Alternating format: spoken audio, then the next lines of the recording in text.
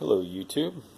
I wanted to give you guys some help. I've gotten a lot of help from YouTube over the years fixing things on my own by watching videos. I have this Troy-Bilt TB30R.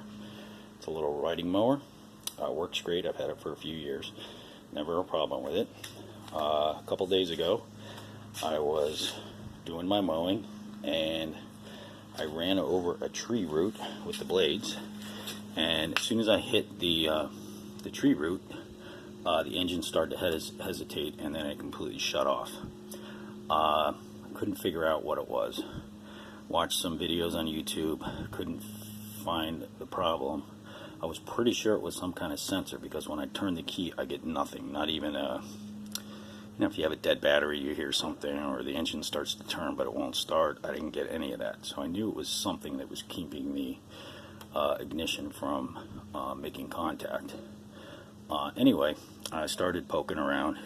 I knew there was this one plunger here for when you engage the blades, it comes out. So if the blades are engaged and you try to start, that little plunger's out and it won't start. So after I was poking around, I found another one. I have the mulching cover on, and I discovered that when I hit that tree root, this had come up. So that plunger came out, and when the plunger's out, if I try to start this,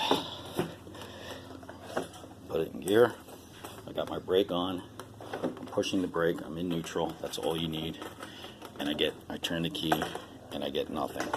So as soon as I force this to make contact, let me tighten this down, and a little piece broke off down here, so I think that's what the problem is. But if I force this thing to make contact, I think it's making contact now. Try it again.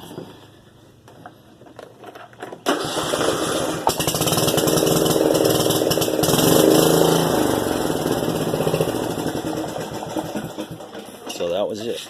So if you have the same problem I have, just make sure that all these little plungers are getting pushed in properly, and hopefully your engine will start. I hope I helped somebody. See ya.